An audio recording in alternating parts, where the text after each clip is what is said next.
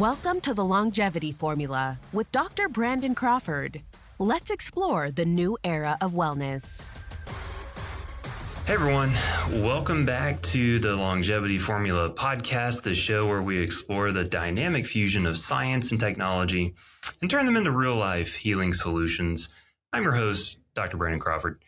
To start with, this is the first episode of the year of 2025. This is our second season. The first season was amazing. It was a lot of fun. Honestly, it was very rewarding. It was really cool to see people actually engaging with us.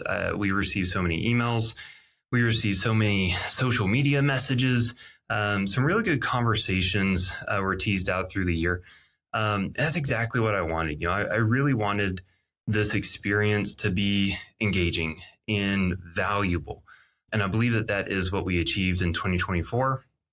So as we began to think through what we were going to do for 2025, and we started that process late last year, right? So a lot of planning has gone into the lineup, who we're going to interview, and the different topics that we're going to go through. I just want to continue to add to that value and continue to add to those conversations. And we are listening to you. So a lot of the schedule has been built out based on the feedback from you viewers and a lot of the questions that we received, especially in social media. So just because I may not respond to all the messages or all the comments that you may post, I am recording them, or my team is recording them. So we are looking at that and we're using that information to create new content for you guys. So again, very thankful for you guys. And again, thank you for tuning in. Thank you for engaging. And I thought, what about, starting this year off by really taking a look back at last year, at 2024, looking at the big wellness trends. Well, what can we learn from that, right? And then I want to pivot straight into 2025 and break down the biggest, most exciting trends in health and longevity you'll see this year. But there's a kicker, right? I'm just not going to talk about trends. I'm here to give you actionable takeaways, something you can start using and doing today, right? Because let's face it, wellness isn't just about chasing shiny new tools and techniques. It's about finding what fits into your life and making it work as hard as you do.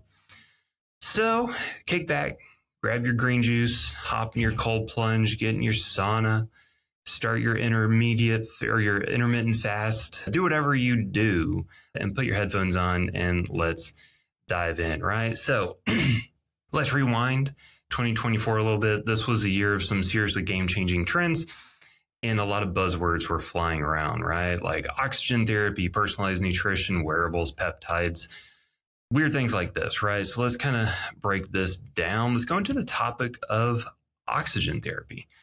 What if I told you that something as simple as breathing could be supercharged to optimize your health? Pretty cool, right? So oxygen therapy, especially hyperbaric oxygen therapy, HBOT for short. This increases oxygen levels in the body. HBOT promotes healing, reduces inflammation, and even supports neuroregeneration. That means can make new neurons, can make new parts of your nervous system, like your brain, which is very exciting. This is a game changer for conditions of all types, but especially chronic regional pain syndrome, traumatic brain injuries, long haul, actually responding well to HBOT. So very, very exciting. I know it's not new per se. It's been around for a long time, but we're really seeing an explosion of HBOT use. We're seeing an explosion of people talking about HBOT and using home HBOT systems. So I wanted to throw it in there because, again, everything that I'm presenting to you guys has been filtered through my clinical eye, meaning, I do have an active practice. We have a very busy practice, actually, and I have multiple locations. So that means I get to see these trends in real time, and I get to really see how this is impacting people and talk about it through that, not just through research, not just through web searches, not just through news articles or whatever, like actually see it playing out. And like I said, I'm seeing just an explosion of people using HBOT in so many different ways. Even professional athletes, man, like LeBron James, right? You know that guy? Yeah, he's using HBOT to recover faster and extend his career. it's not just for the elite, right? Like I said, a lot of new clinics are offering this. We're even installing what I believe is the most advanced hyperbaric oxygen chamber system. This is actually someone who I started working with, and he's actually developed some technology that they're actually now bringing to market. Like I'll actually be one of the first clinics to be able to offer access to this system. So I see huge value in it. I think there's some caveats, I think that we need to use hyperbaric oxygen in the correct dosing parameters, right? And that's not always easy to ascertain.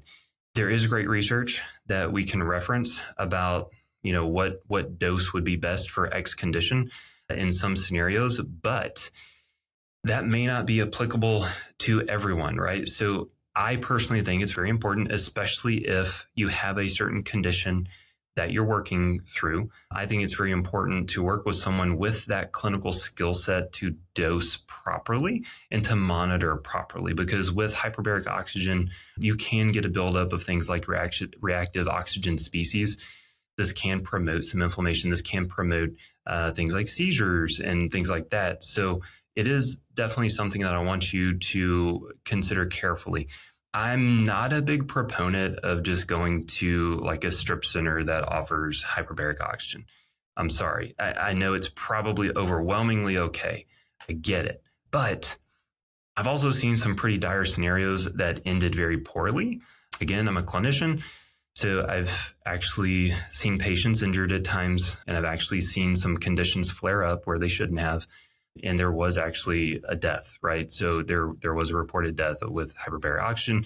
And a lot of it was because that person should not have been put in the chamber under the circumstances that they were in. So, and that was a very severe case. So that does not apply to the typical person, but we need to be aware of these things. So I do think it's very important to work with someone qualified. Example, in order for me to bring this modality into our practice, we're having our staff properly trained by a legitimate certification agency so that not just myself and my doctors are fully up to speed on all the safety precautions and contraindications and how to dose and all those things, but the entire staff is familiar with the therapy as well.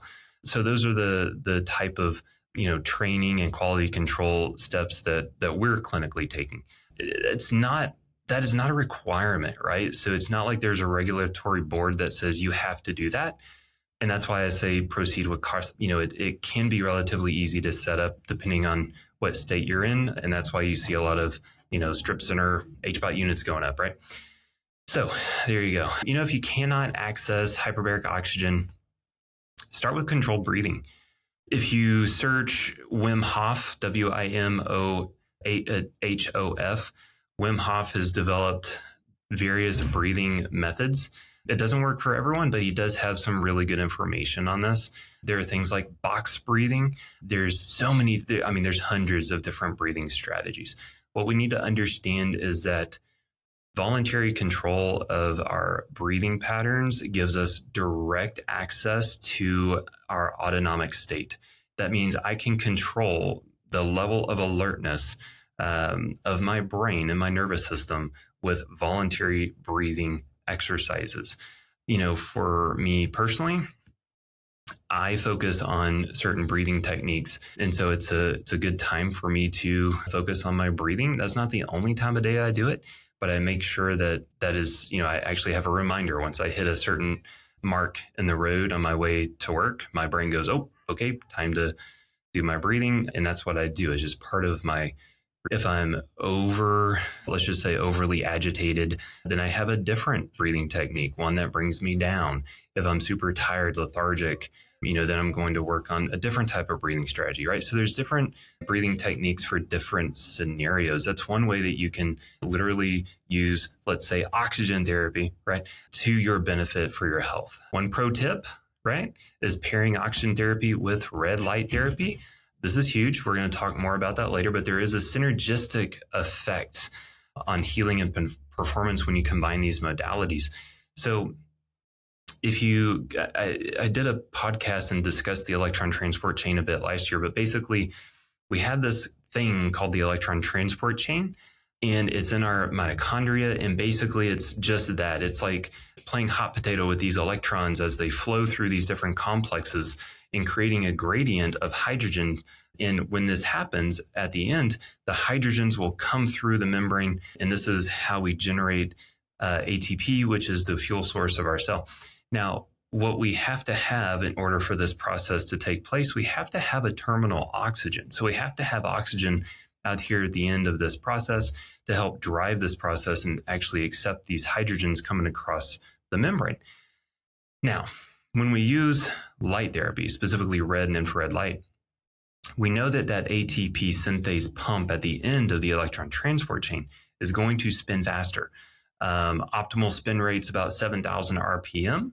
And if you have a level of mitochondrial efficiency issue, right? So if your mitochondria, if your electron transport chain is not as efficient as it should be, that spin rate will be less, right? So maybe instead of spinning at 7,000 RPMs, you're spinning at 5,000 or 3,000, right? We also call that mitochondrial heteroplasmy. As you use red and infrared light, this speeds up that rotary motor. This speeds up the ATP synthase. Now, that's important, but you also need to understand this. As that spins, it's like it's creating more of a vacuum and pulling more of these electrons in and causing more hydrogen ions to flow through the membrane. And if we don't have that terminal oxygen there, right, to help drive this process, that person is going to be more susceptible to reactive oxygen species, inflammation, all of these types of, let's say deleterious reactions. One thing, if, someone gets nauseous, like we started using the arc bed, which has been amazing. Some people, when they're using that, they get kind of nauseous. So I started thinking about this. I said, okay, what if I do oxygen on them before they get in there? Just supply more oxygen to the system, right? Those people then stop being nauseous. And so that became part of a practice that we do. But there's definite benefit to combining these two things. HBOT is not cheap. It's not a quick fix. Nothing's a quick fix. And of course, make sure you're addressing the lifestyle basics like sleep, hydration, and if you're going to invest in a home unit, just make sure that you've done your research. I still think, consult with someone before doing that. Work with a legitimate provider like I already talked about. And of course, I'll say it again, avoid the strip center guys, just in my own personal opinion. And then we came across, this whole concept of personalized nutrition and the microbiome, right? So the gut is basically a universe of its own. And 2024 was the year we really started treating it like one, in my opinion. I mean, there's always been a lot of talk and discussion around the gut and the microbiome, but I really feel like this exploded last year. Last year we learned that the gut affects everything. There was discussions about it, but now we start seeing a ton of research coming out to support this. So the gut affects everything: mood, energy, immune function. There's even tests like Biome, right? These things became mainstream. I'm not promoting them, just saying, they're out there. These tests offer you insight into your own unique microbiome and personalized food recommendations based on your microbiome. There was even a Netflix documentary, I believe it was called Hack Your Health, The Secrets of Your Gut, which went deep into gut health, including doing fecal transplants. That's right, someone else's poop going into your microbiome. That is a strategy that has been used, not just starting last year, it's been used for many years. But again, I'm seeing more and more patients pursuing and utilizing fecal transplants, sometimes with great benefit, sometimes not. I think quality control is a big deal there in who you work with. In 2025, this year, which we'll talk about later, we'll see AI-powered gut health apps offering real-time dietary recommendations tailored to your microbiome. Pretty cool. So we'll talk about that later. Like I said, there's companies like Biome and Day 2. They're already creating tailored nutrition plans based on microbiome analysis. We have fermented foods like kimchi and kefir remain top picks, but now prebiotic supplements are stealing the show, right? So there's a lot of discussion now about prebiotics, and basically think of it like, yes, the probiotics are the good bacteria that go in. They have all these different health benefits, but they need a place to live. They need an environment to propagate in. And that's really what the prebiotics are focusing on. And then there's even discussions about Can you rather just focus on prebiotics and then make sure that by mitigating stress and focusing on lifestyle factors, can you then promote a healthy microbiome by just giving it a good place to live, right? Like really focus on the soil, the terrain, if you will, and allow for that good microbiome to grow and flourish. I think it's possible. I also think that it's going to be different based on the scenario. Sometimes there's really gnarly infections in the gut that need something a little more powerful to eliminate. And then, of course, you have to repopulate after you do that. So it can sometimes be a balancing act, but that's where these tests really do come in handy. I love testing. I personally like Vibrant Labs Gut Zoomer. I've also used testing from Cyrex Labs. Even now, Standard Process is offering a microbiome test kit. Again, there's so many on the market. There's a lot. I wouldn't say they're all equal. Actually, I will say they are not all equal. That's why I'm specific about the ones that I use. And sometimes we want to use one over a different one. So again, working with a qualified healthcare provider, I think is very, very valuable in this scenario. Quick win tip, right? So what should we do? Well, start small. I think adding fermented foods like kimchi or kefir, something like that to your diet, very, very good and healthy to do for most. Adding a tablespoon of chia seeds to your morning smoothie or something like that, right? Very easy way to add some fiber and then get all the other benefits of those chia seeds. Again, these are simple and cost-effective things that you can just incorporate to your lifestyle. So, one other thing about this. There's not a magic bullet probiotic. In my opinion, I was able to do a podcast specifically talking about this, which will be released in the upcoming weeks. And I love how this company has actually segregated like different probiotic supplements for different scenarios.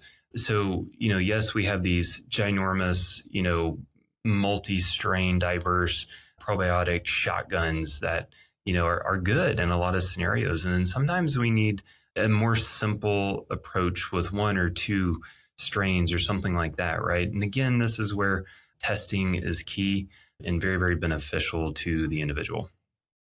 Okay. Next topic, one of my actually favorite things, or becoming one of my favorite things, wearable health tech. Yeah, wearables. It's official. 2024 was the year we all became cyborgs, or at least it felt like it, especially with all the discussions around Neuralink. I'm not going to talk a lot about, or really at all about Neuralink. I debated it. I don't think there's really enough to go in that direction, but that's definitely a topic out there. And it's a huge one. I think that they're doing great things. I think part of it's kind of scary, but then I think, there's potentially some good things coming out of it, depending on the demographic of use and how they want to deploy that. But going back to wearable health tech, I love wearables. I personally have a saying, it's hard to monitor what you don't measure. Think about that, right? It's hard to monitor what you don't measure.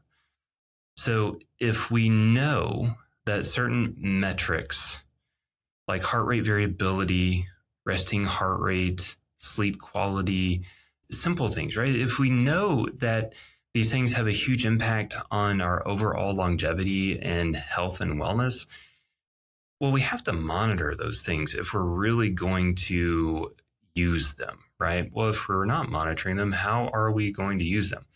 So, of course, I think everyone and their dog knows about Oura Ring. I've used it. It's not that I don't like it. I just prefer, I wear my wedding ring and that's about it. I don't really like anything else on my fingers. That's just me. I also work with my hands with patients. And so the ring was just kind of like, eh. So I personally wear the Whoop wristband. Literally today, I don't have it on. I was driving to work and I was like, really, I'm going to talk about the Whoop today. And I forgot to put it back on. I take it off when I shower. Maybe once a month, I'll forget to put it on. Today was that day, but I have the tan line on my wrist to prove that I wear it all the time. So I personally like Whoop, but it's really more because I preferred the wristband application. These devices, if you're not familiar, they can they can track your sleep quality. You can see how much time you spend in REM versus phase 1 or 2 or 3 or 4, which can be very beneficial. And if you don't know how to interpret it, you can always give that information to your doctor. It'll track your heart rate variability, which I love. Heart rate variability is basically your ability to change to stress, right? So if you're in a really stressful scenario, you should have the neurophysiological capabilities to adjust and adapt accordingly. If you have a poor heart rate variability, it's telling us that your adaptation ability is not great, which tells us your neurophysiological capacity is not great. So it's a really, really good thing to monitor. And it's also something that you can monitor over time to see, am I getting healthier? Am I not? Am I getting the opposite? I don't want to say sicker. Am I moving in the right direction? Let's say it that way, right? And then, of course, I love monitoring resting heart rate and all those different things, right? One thing that would be extremely beneficial to monitor, but we don't really have a good wearable for that yet, is blood pressure. It's just hard. How do you real time monitor that? You have to have like a cuff, and it's like an inflate, and it's like kind of cumbersome. So you can monitor your own blood pressure. You can just simply get a blood pressure cuff for home and take it morning, midday, evening, and record them. We don't want to be obsessive about it per se, but again, it's just something, it's a metric that we can use to monitor our overall health and well-being, right? So high level CEOs, this was a big deal. Fortunately, I think it's been fun. I've been able to work with a lot of, let's just say, high-level executives, right, of many regards. And for most, I'm having to sign an NDA, so I can't really name drop or do anything like that. But it is really cool being able to see the heart rate variability or like all these different metrics and being able to track and tell them, hey, today's a good day, go get it. Like just lay it out, go get it. Or, hey, yesterday killed you, today rest and recover, maybe reschedule that meeting. So it's very important. I personally gained some knowledge on myself over last year by tracking all this information. Of course, I like to work out. I really like to run, which is interesting because I did not like to run in my early days, but it's turned into a big stress reliever. I love thinking. This is where a lot of my creative thoughts come from, is when I'm running. I'll usually run about 4 miles at a time. And I was doing that maybe about 3 times a week. So it's not like excessive. But what I noticed when I started tracking my heart rate variability and my recovery and my sleep is that I was actually overtraining. Now, I would typically, do a workout in addition to that run. And I would notice that it took me about 3 days for my nervous system to actually recover from that. So sometimes I was already getting into another intense workout before I was recovered. So no wonder by the end of the week, I was dog tired and I was, all these things. So once I started understanding that better and tracking it better and applying that information, I started to feel a lot better. I was not dead tired at the end of the week. And it meant instead of stacking these workouts, maybe I do this instead of that. And now if I run, it's mainly on the weekends and I'm doing more weight training during the week and that kind of thing. So that information really helped me tailor my workouts and tailor all the different things that I do. And I do feel it, right? And most people tell me that too, especially these higher level executives and things like that. This absolutely can be beneficial for anyone tracking a health problem, right? Let's say a traumatic brain injury or something like that, right? You can track these metrics and gain insight to that too. You can see if maybe a specific type of therapy is too intense or you need to change it like this or something like that, right? So there's benefit to tracking all these different metrics as well, right? If you're not ready to invest in a wearable, some of these are pretty expensive and they do typically have a recurring monthly cost. You can just start by tracking some metrics, manually on your own. You can simply track your sleep quality. You can wake up and just literally keep like a sleep journal. Now, it's not going to give you the specifics on your REM and all the different phases, but it's important to know when you feel like you got good quality sleep or not. You can track your steps. There's different apps that will track this, free apps, your resting heart rate and all these different types of things. We talked about blood pressure already, but that's something that you can track on your own as well. You can also, here's a little pro tip, you can pair your wearable data with mindfulness practices. If you are struggling, if your HRV, your heart rate variability dips, if it's going down, it's not good. You want your HRV to be higher. And by the way, that HRV number, it's not really like if mine is 30, right? And then this person is 40. It doesn't necessarily mean that just because their HRV was higher that they're healthier than me. All the information is very, very specific to that individual, but you want your HRV to be tracking up rather than down.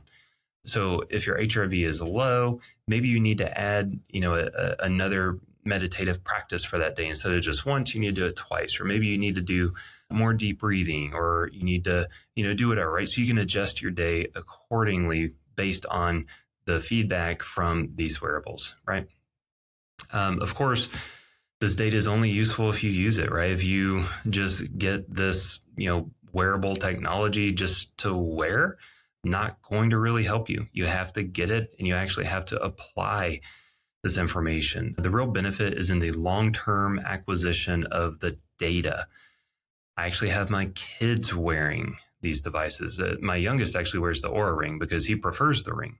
So it's not like I'm married to, a certain brand or anything like that.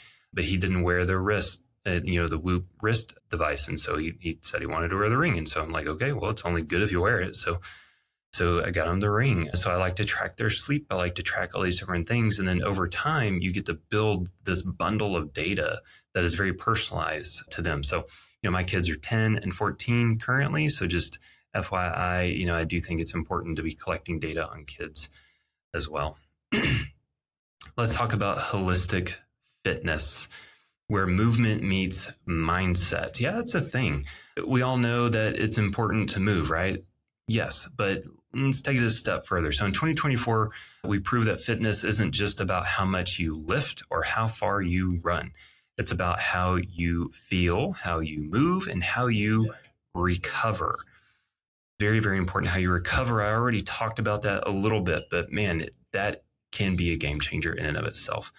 Holistic fitness integrates strength, flexibility, and flexibility is important, by the way. There's actually, I think there was a Harvard study that came out on that.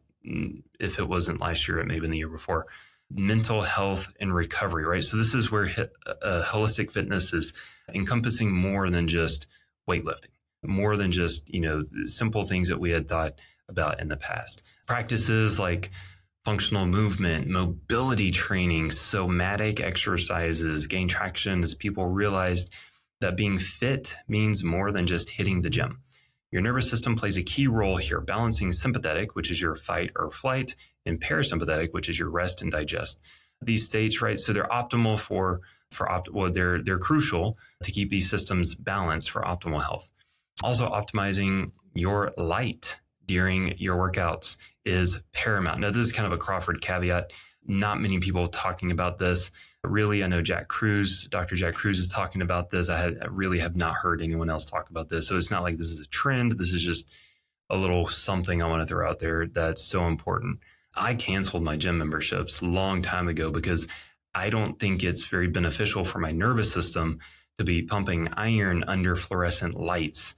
It does not make sense from a mitochondrial perspective. It does not make sense from a brain perspective. And if it doesn't make sense for your mitochondria or your brain, then it does not make sense for your muscles. Okay. And again, my workouts are not geared to make me a meathead. My workouts are geared towards health and longevity. Therefore, I'm not going to be working out in a gym under fluorescent lights. I mean, even in my own office right now, I'm sitting under a very specific light system that I was very picky about. You cannot exceed 3000 Kelvin with the lights in our office. They all have dimmers. I have windows in just about every room. So light environment, so important.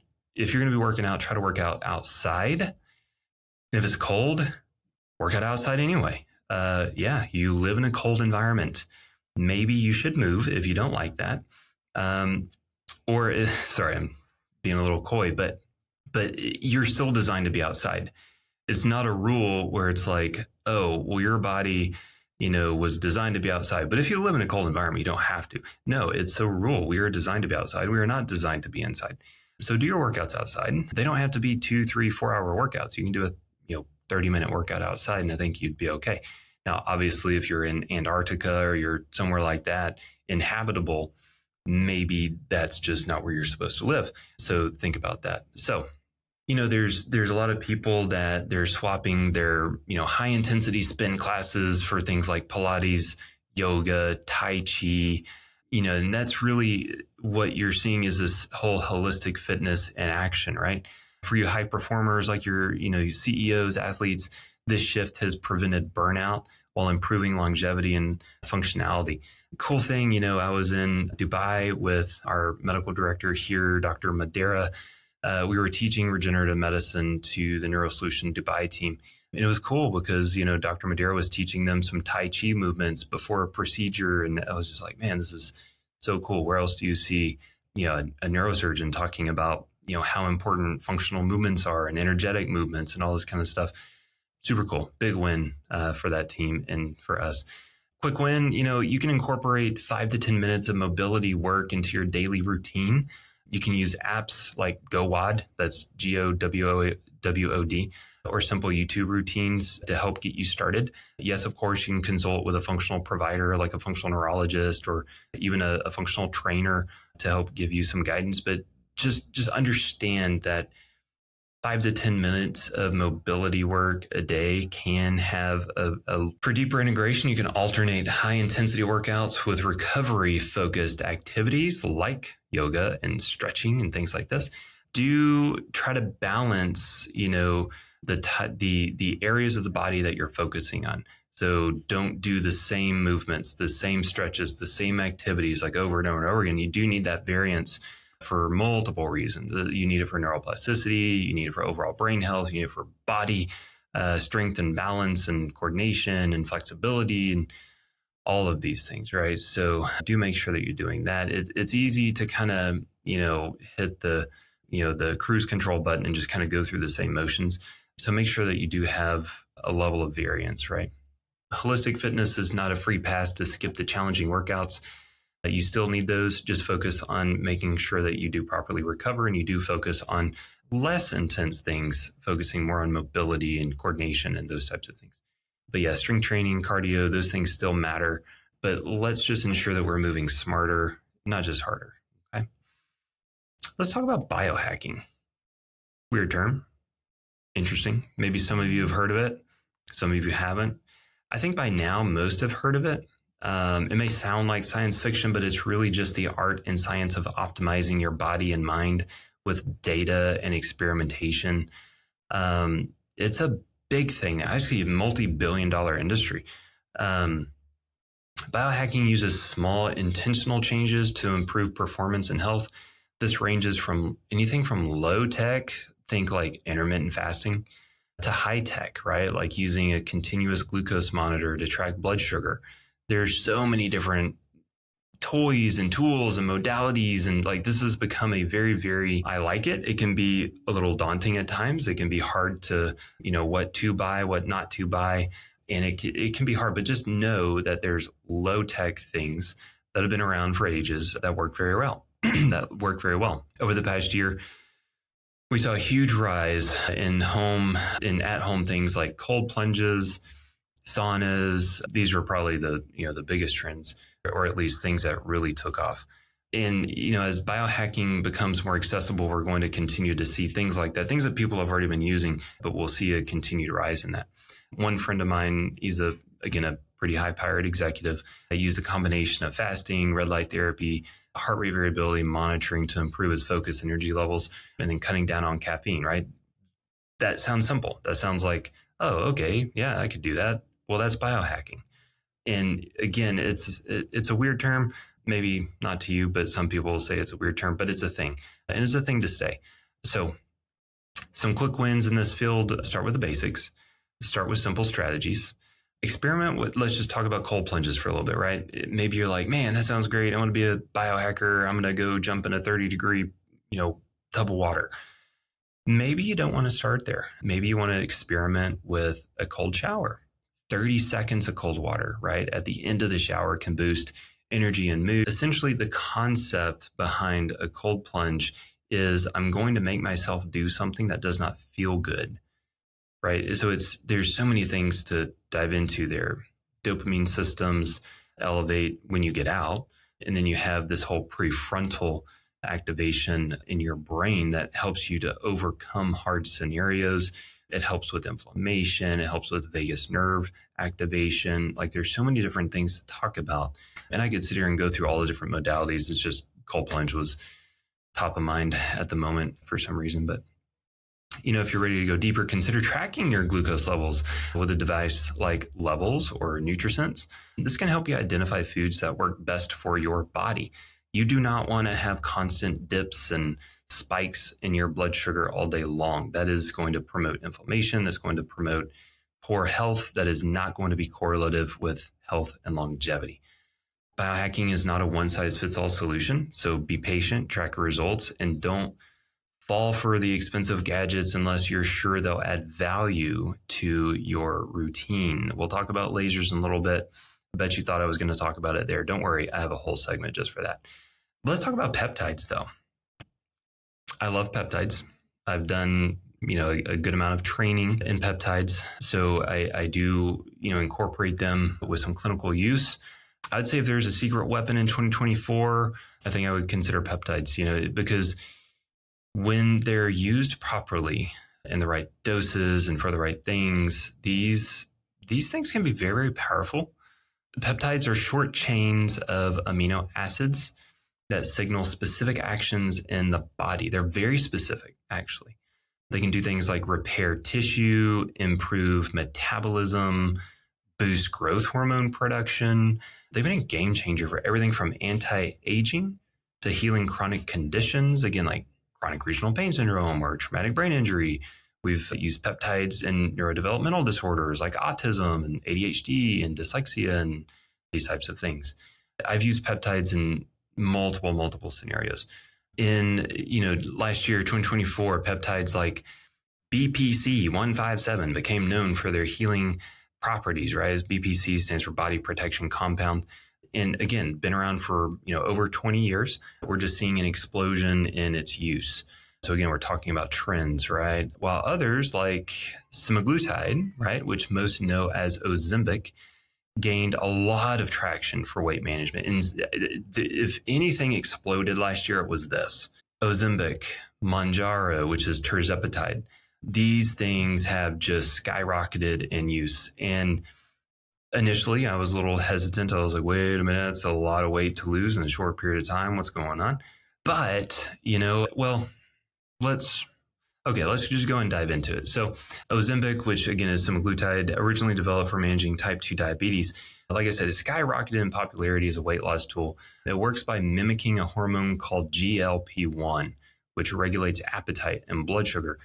So many people have seen dramatic results. I know people all around me, patients, that they've lost tons of weight and they're super happy and it's been good. I also have seen patients that have had deleterious responses. I will throw that out there. I have had people come in clinically where the dosing was wrong. They had a bad effect, and some of them were pretty severe. So of course, you always want to pair this with healthy lifestyle, and it's so paramount to work with a practitioner that knows what they're doing here. I will say the data has proven Mounjaro or tirzepatide to be more effective. And now new data suggests that microdosing your GLP-1s can have very far-reaching health benefits. Anything to improving heart function, to neurological function, overall metabolic health, inflammation, autoimmunity. So again, it's a dosing story. You can easily overdose, right? And this is something where someone wants to lose a lot of weight quick. I know it's easy just to, poke yourself with a needle, and these are injectables. So poke yourself with a needle, and then within a few weeks, you've already dropped, 10 pounds or something. I mean, I know that's enticing, but again, this is a marathon, not a sprint. So if you're considering using a GLP-1, please work with a provider that knows what they're doing. There's dosing strategies that are not very well promoted out there, and this microdosing concept can be very good, very beneficial, even if weight is not your primary concern.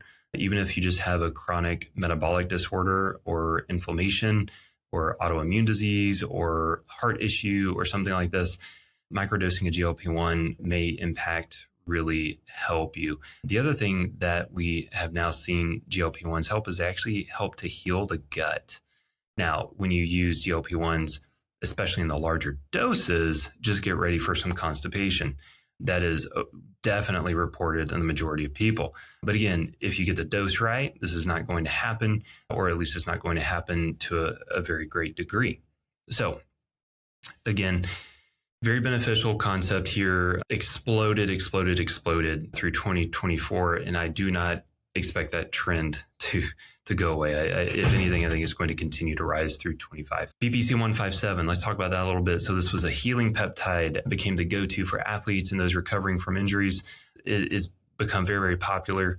It can be more tolerable as an oral supplement. So you can get a pill or an oral spray, but it's also an injectable.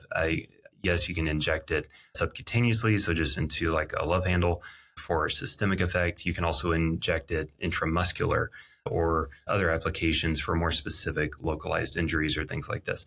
But definitely helps to promote healing of tissue, help speed recovery. It's a good one. It's pretty safe. Again, work with someone that knows what they're doing. Another peptide called CJC 1295 shows promise in supporting sleep, muscle recovery. It can help promote growth hormone. It can do lots of good things. Again, very good. I don't want to go into detail about that one right now. Side note, I'm going to have a whole podcast just over peptides. So really right now, just looking at trends. And then I want to talk about, we want to do a podcast specifically going in the details about all these different peptides, which I think will be very beneficial. Another trend that I've seen in the traumatic brain injury space is the use of dihexa, mainly to enhance neuroplasticity. I think it can have benefit. And then there's another product called Selank, which this can be used, yes, in brain injury or neurodevelopmental disorders, or really just for general anxiety. It's really effective for anxiety. Again, work with a qualified practitioner. That one's good because you can do it as a nasal spray.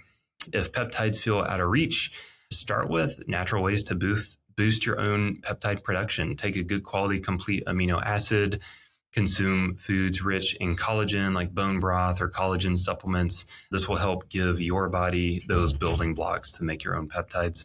Now, that may not actually help with senescence, which we'll talk about what senescence is when we talk about peptides, but it'll at least give your body those building blocks.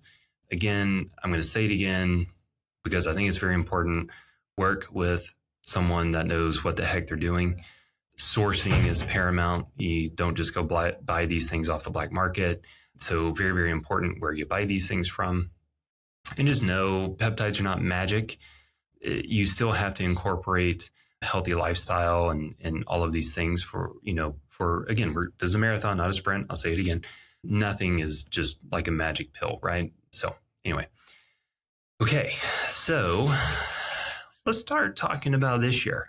Let's start talking about 2025 and some wellness trends that are building. So now that we've recapped 2024, right, let's kind of put that to bed. That year's over. Let's get excited about this year, right? So, all right, there's so many different transformative things that we have to talk about. There's AI-driven health tech, breakthroughs in regenerative medicine. Honestly, if there is ever a year that I felt like the future of wellness is here, like I really feel like we as a society are very well positioned to make huge strides this year for so many different reasons. So one interesting topic that I want to bring up is this whole concept of the oral microbiome, right? So we talked about the microbiome. Now we're going to talk about the oral microbiome. Your mouth is not just for eating, it's a gateway to your health, right? Okay, so 2025 is the year we stop ignoring our oral microbiome. Researchers discovered that the balance of bacteria in your mouth does not just affect your teeth and gums, it's linked to heart health, digestion, and even cognitive function. Think of your mouth as the front door to a party. If unwanted guests sneak in, they can wreak havoc inside, right? And we all know what that's like. We don't want unwanted guests at our party. Don't think so. Don't forget that bugs can travel from the gut to the brain via this thing called the vagus nerve. So we want to be very insightful and very impactful on what's going on in our mouth, okay? Pro win tip here. Upgrade your oral routine with tools like tongue scrapers. Sounds weird, but they're a thing. Antimicrobial mouth rinses, but ditch the ones with alcohol. They're like setting off a bacteria nuke, right? Like they're just obliterating all the bacteria in there, which sounds good. But remember, this is a microbiome. You need the good guys. We just want to get rid of the bad guys. Eat foods rich in prebiotics like garlic and leeks, gives you really good breath too. Yeah. Your oral microbiome loves them though. Okay. Here's something interesting. You can use violet and blue laser or light therapy and actually help to eliminate the bad bacteria. You can use red and infrared to actually modulate the good bacteria. So yes, we use those same colors on the gut for these purposes, we're also using them on the mouth for these purposes. This is huge. This can be, sometimes there's a brain injury and it prevents proper function of the mouth. Sometimes you cannot, have proper oral care because of this. So we can employ these strategies to help. Don't forget about methylene blue. I personally like oral methylene blue because it does go through the mouth and I'll swish it around. Yes, you get the blue teeth and the blue tongue, but it's going to help with the microbiome in the mouth. So there's also brands like Lume Oral and Simprove Oral that are creating oral sprays and smart toothbrushes to help optimize oral microbiomes. Dental probiotics have become a thing. Yes, probiotics for your mouth. Exactly. Flossing still matters. I know. Not here to tell you not to floss. Unfortunately, you do. I literally have a bag of floss sticks in my backpack, like just right over there in front of my desk. So, don't make the mistake of not doing that. Thinking mouthwash is alone a cure-all, that's a mistake. Some of those supermarket brands are basically vodka disguised as minty freshness, and that's not helping. If you want vodka, drink vodka. Or don't. If we're talking about health and wellness, longevity, I just did a news segment where I told people to stop drinking. So I guess I should tell you to stop drinking. Anyway, let's move on. Let's talk about sleep technology. This is huge. Obviously there's many people that got this discussion started. Sleep became a big deal last year. And I think that this year it's just going to continue to rise. So 2024 was the year of wearable tech. 2025 is all about sleeping smarter. Sleep tech is advancing with AI-driven mattresses, personalized sleep routines, and even devices that optimize your sleep environment. Start with the basics. Get yourself some blackout curtains, some white noise machines can go one of two ways. I'm not always a proponent of those. Consistent bedtime routines are very important. That routine is good for your circadian biology, your circadian rhythm. Of course, use your blue light blocking glasses in the evening, right? When the sun goes down, your eyes are not designed to be blasted with this high frequency light stimulus. So if you can't avoid it, you do want to have something to protect your eyes, because remember, your eyes are just an extension of your brain. They're diencephalic tissue. And we do have research on, that shows that this high frequency white and blue light actually destroys retinal tissue. And if that's true, which it is, then it's also destroying brain tissue. And we know now that there's so many different pathways that are being impacted negatively by this high frequency white and blue light constantly through the day. Okay. So we want to be very aware of that. And I'm talking about that while we're talking about sleep, because all of this impacts sleep. So you may look like Bono, but your melatonin will thank you. Get your light exposure right, guys, or at least start to get it right. That means wake up, get your light exposure as the sun is rising, then go back outside as the sun is at its highest peak, and then go back outside when the sun is setting.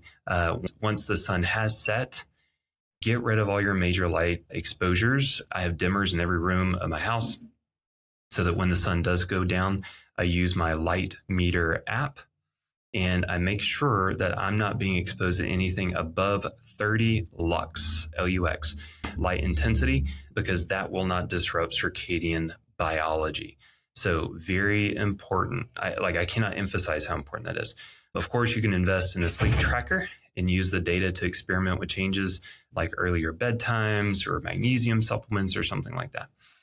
All the gadgets in the world won't fix poor habits like late night, scrolling or the all the lights at night or all these things. So it really is, about putting the phone down, picking up a book, yes, like an actual book, and finding other strategies, because I know not everyone's going to go to sleep once the sun goes down. I get that, nor am I. So making sure that your light environment is adequate to promote health and wellness and sleep, right? Okay. Super, super important and exciting topic here. Regenerative medicine breakthroughs. I could take an hour, I could take 5 hours to talk through this. But here's the thing, 2025 is shaping up to be the year regenerative medicine becomes more accessible. These are not just experimental treatments anymore. They are real, they're here, and they're changing lives. I see it firsthand. I see it all the time. We're fortunate enough to be able to offer various regenerative medicine therapies in my practice. And again, I'm just blown away at number one, the research is just so amazing. I've been able to speak with some of the leading researchers out there about what's going on. A lot of this data is not yet published. A lot of these studies are ongoing. But man, I am just so hopeful that, we continue to make progress in this field. We're already seeing amazing results with what we have, but what's coming down the line is going to blow you away. So again, whether you're a high functioning individual like that executive, or, you have some kind of chronic debilitating condition, there's benefits and similar protocols, right, in regenerative medicine, just applied differently. So my thinking around this is, I brought regenerative medicine into the practice to help, accelerate neuroplasticity, to help someone heal faster, to do this kind of stuff, right? Well, and then what happened? I started to have brain fog. I started to have fatigue. My autoimmune markers started going up, like all these types of things. And I thought, well, I don't really have a pathology per se, but I'm starting to lose my edge, right? And so I started using regenerative medicine approaches to optimize my own neurophysiology. And wow, was I blown away. Literally, after using our extracellular vesicles, and the practice was just a simple IV push of extracellular vesicles, my brain fog was completely eliminated. I'll describe it like this. It was like the gears in my brain were starting to rust and they were starting to turn a little slower, right? They were still working. I was still able to be a highly functional individual. I still had great ideas. I was still able to do all my things. But it was like it was just kind of slower. It's kind of harder to kind of get through the day and do all the things I needed to do. When I did these extracellular vesicles, it's like the rust was knocked off. It was sprayed with WD-40 and they were just spinning faster than they've spun in years. My mind exploded with ideas. My mind went in so many different directions and I was just amazed. And I've done it again and again. I've continued to actually do those extracellular vesicle pushes on a regular basis because I personally have seen so much value. Same thing, again, I've already talked about, I've worked with high level executives. They come in reporting the same thing. We've done various regenerative medicine things like our Song laser activated V-cell procedure. V-cells stands for very small embryonic like stem cells. We'll do that. That is a way to leverage your own pluripotent stem cells. We actually use a specific laser to activate those cells and then to help those cells target certain areas of the body. So it's an activated V cell and then it's a targeted approach, right, which is highly effective. And now actually gaining some potential fast tracking with a genetic disorder called progeria with the FDA. So that's very, very exciting. And we've used this again on all types of conditions, brain injury, neurobehavioral disorders, autism, pain syndromes of all types, you name it, all types of complex neurological disorders. But now we're also seeing, again, those high functioning individuals like executives, the biohackers, the people like that coming in, and myself, coming in, for that regenerative effect of these V cells, these laser activated V cells. So, what is regenerative medicine? I guess I should back up. I got so excited. So it's really just, focusing on healing and rebuilding the body at the cellular level. That's really what regenerative medicine is. Again, I really started looking at this really more from the perspective of how can I enhance neuroplasticity? That's really what led me into this. And then my own back injury and Dr. Madeira helping me out with that, with her regenerative medicine approaches. And so I was like, whoa, like this is amazing. So, if you're not ready for these advanced regenerative treatments, start with habits that can support cellular health. Again, prioritize sleep, get your light environment right, eat nutrient-dense food, avoid smoking, period. Just avoid smoking. Don't do it. If you do it, stop. I know that sounds easy to do. I know it's not, but there's various strategies to take. And now there's things like nicotine tablets and gum and patches and all these things that can help you quit. You need to quit excessive alcohol use. And I would say just alcohol use in general, not really good, right? Even, I mean, the studies are clear, right? Like, what do you gain from drinking alcohol? I mean, really, if you need to escape reality, let's dive into that. If you need something to get away from something, there's a problem there that's being uncovered and not addressed. I can understand, the occasional use for like social engagement, like, different scenarios like that. But if it's a regular thing, there's a deeper problem that I want you to consider. So, if you're exploring these treatments, work with a provider who specializes in regenerative medicine. It's that simple. Ask about combining therapies like extracellular vesicles, laser therapy, red light therapy, all these things. Again, I feel like we're the specialists in this. I don't see anyone else really doing what we're doing. But there are people out there doing some really amazing things in the regenerative field right now. But again, don't go ask someone that has no experience or knowledge on what regenerative medicine is and ask their opinion on it. If you're really considering this, talk to someone that actually has knowledge of regenerative medicine, or about regenerative medicine. And you can get multiple perspectives. You can look at the data, you can look at the research. When we engage with patients, we send them research studies to review, right? We want to be very clear about what we're doing and the expectations. So anyway, yes, these therapies are groundbreaking. Of course, they can be expensive and they're not covered by insurance. Guys, they're just expensive. I mean, there's a lot of money that goes into the development of these strategies. I have to pay multiple medical providers to do the types of procedures that we do in the office. We do that so that we're safe. I mean, we have, anything from a surgical nurse practitioner to an anesthesiologist to, there's the integrative psychology component with Dr. Jerry Levine to myself to like, there's multiple people involved. So unfortunately that's not cheap, but it does lead to the best outcomes and the safest outcomes. So just keep that in mind. I mean, I've heard of people going and getting, quote, stem cell injections and they get an infection or they have some kind of scar tissue development, or like there's bad things happen when we don't take the proper safety precautions. So, all right. Strategic wellness travel. Yep. Talking about vacations. Yes, they're great for relaxation, but what if your next trip could also supercharge your health? Wellness travel is going beyond yoga retreats and spa getaways. In 2025, people are planning trips to destinations specializing in hyperbaric oxygen therapy, thermal baths, regenerative treatments, and even psychedelic therapy, where it's legal, of course. I personally even put together a business plan to open a regenerative medicine and neuro rehab wellness retreat. Like, I think it would be exciting. It would be fun.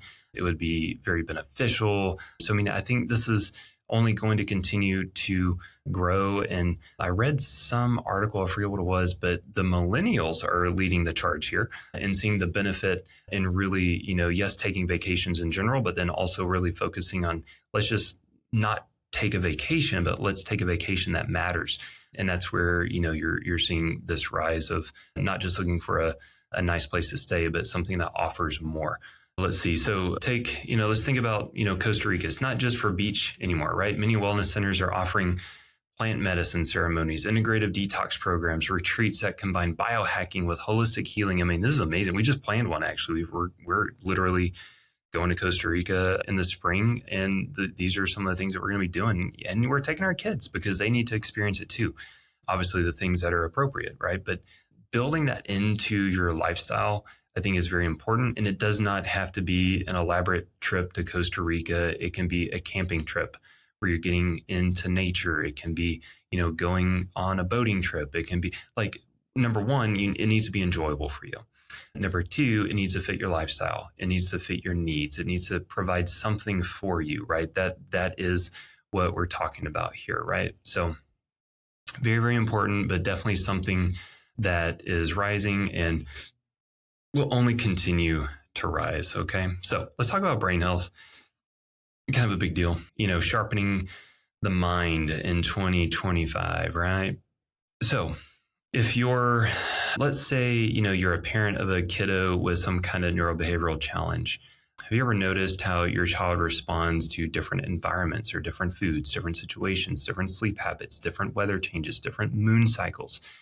All of these things are culminating in a different state of mind. Brain health is gaining traction in the wellness world with emerging research on neuroplasticity, cognitive resilience, and techniques to prevent neurodegeneration. Practices like brain training, meditation, targeted supplements, they're becoming staples of wellness routines, right? I mean, look, you can go scroll through my Instagram for plenty of real world examples about what I'm talking about, how we can leverage neuroplasticity and change the brain and change the mind, right? Or again, that high level executive, right? I worked with someone actually, yeah, this just popped into my head. Someone that was very, very, very high level, owned multiple companies, multiple highly successful companies, and he came in and just wanted to optimize himself. So we did our functional neurological evaluation. We found we found strengths and weaknesses, right? And so we leveraged neuroplasticity, improved his weaknesses, made his brain more balanced and strong and integrated. And then we combined regenerative medicine with this person. So we did the Song laser activated V cells. We did the extracellular vesicles during this time period. And he reported back a over 25% improvement in his cognitive abilities and executive function. That was well worth it for him because now he was let's just say he was not young, and so he was able to actually outperform the younger competitors out there because he had us giving him that edge. Super, super important, right? So how can you really incorporate some things to start to sharpen your mind for 2025? Use a gratitude journal. It's important. Really deeply being thankful for what you have in your life. And it can have an impact on your neurotransmitters. It can have an impact on your state of mind. And that might be hard. But there's strategies out there. And the point of that, maybe we'll have a whole podcast over this. But there's strategies out there and systems out there that help you walk through a daily energy practice or a daily gratitude practice or something like this, where I don't want you to just focus on your goals, right? Goals are important, don't get me wrong, but you need to be focusing on a balanced approach, right? So when I'm setting my outlook for the year, I'm thinking through, yes, where do I want to be in business? But I'm also thinking through, what kind of relationship do I want with my kids this year? What kind of relationship do I want with my wife this year? What kind of serendipitous relationships do I want to come into my life? Or, so there's different aspects to your life that we need to be thinking through and creating outlooks and expectations for. This is super, super important. Relatively easy to do. It just requires a commitment and discipline. And then, you know what? If you are serious and you want to dive deeper, you can consider tools like neurofeedback, advanced supplements. There's all types of things. You can consider a laser for personal use at home, which is definitely a topic I'm about to touch on. But brain health doesn't come from popping a pill or downloading an app. It's a combination of diet, movement, mental challenges, and emotional well-being. It's a culmination of life, right? So just knowing that, understanding that, right? So longevity and healthy aging. Let's talk about aging gracefully, because this is a trend in 2025 we will continue to see. Is kind of a piggyback topic off of the biohacking discussion. Really, it's not just about avoiding wrinkles, it's about staying sharp, strong, and vibrant as you grow older. Longevity is moving from a buzzword to actionable science. Techniques like intermittent fasting, senolytic compounds, which remove aging cells, and personalized exercise regimens are becoming mainstream. There was a Netflix documentary called Live to 100. They talked about the secrets of blue zones, taught us the importance of lifestyle habits like connection, diet, and daily movement. We can learn a lot from the centurions in places like Sardinia. They walk daily. They move more than everyone else. They eat a plant-based diet. They actually have a higher dairy consumption, which is something that we will learn in the podcast with Dr. Stephanie Van Watson, founder of FIBFN-CND, which is a phenomenal product. And you really don't want to miss that episode. Just FYI, I have fallen in love with FIBFN-CND, and their research is amazing. And so we're going to dive into that here in a few weeks for you guys. I recorded it, end of last year, and the content was amazing. So I can't wait to release that. But simple practices, can really contribute to incredible longevity. Where can you start? Start with a daily walk. Maybe that's where you start. Maybe you amp up your exercise routine. Maybe you change, your diet or something like this. But start small, get some early wins, and then continue to make change.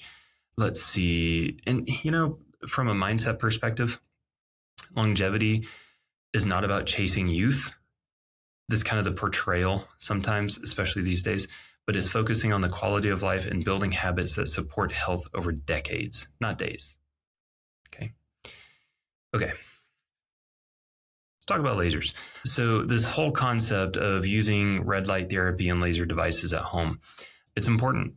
And I think it's rising in importance. You've heard me talk about the importance of light and how high frequency white and blue light can be very deleterious to your health. How do you combat that? The natural lever arm to combat that is actually red and infrared light. Okay, so you're getting this overexposure of high frequency white and blue light. The way to combat that is literally by using red and infrared. Now, can you use an LED panel? Can you use a cheaper product? Can you do those? Yes. But what I want to explain to you is that laser and light therapy, I compare it to a voice, and you've heard me say this if you've been listening for a while. If I say something to you, right, just like, hey, how are you today, right? And I just say it in a normal voice or whatever, that's going to evoke a certain type of neurophysiological response in you. If I yell, like angrily yell, those same words to you, right, you will have a different neurophysiological response.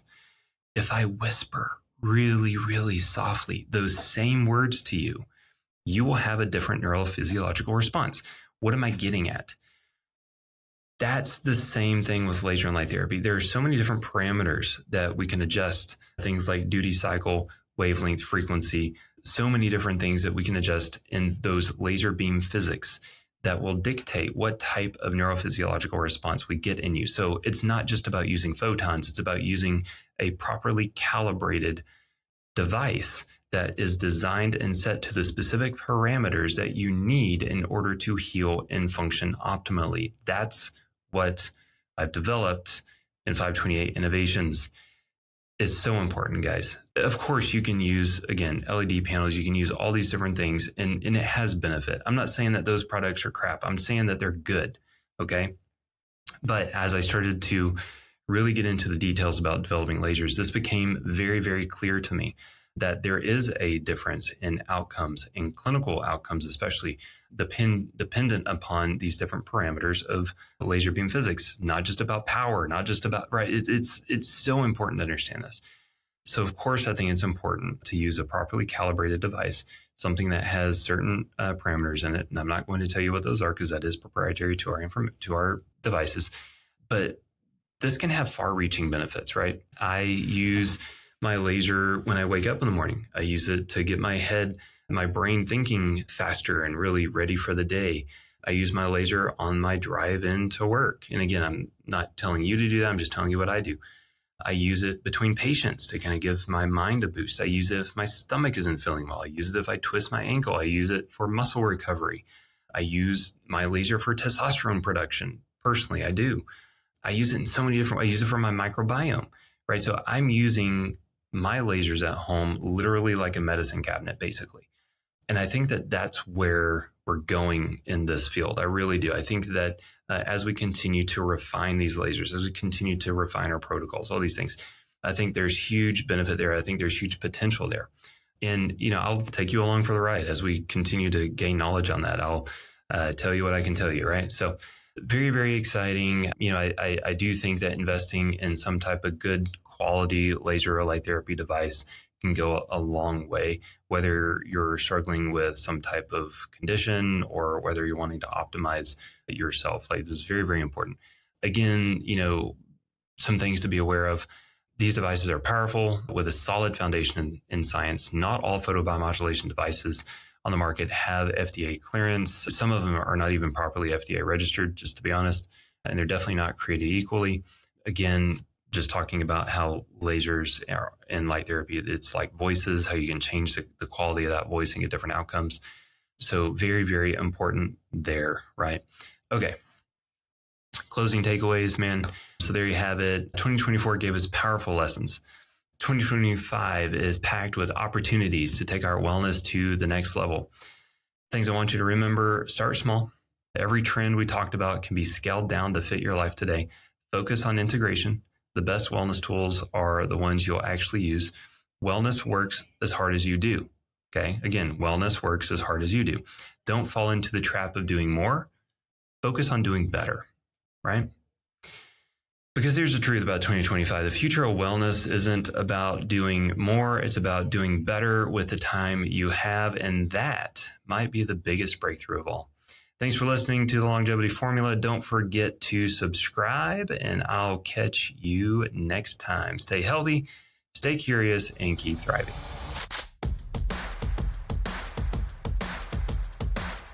We hope today's episode has inspired you to take that next step toward your best self.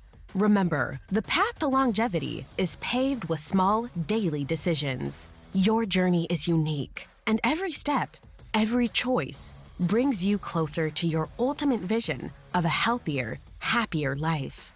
For more insights, tips, and resources, visit drbrandoncrawford.com.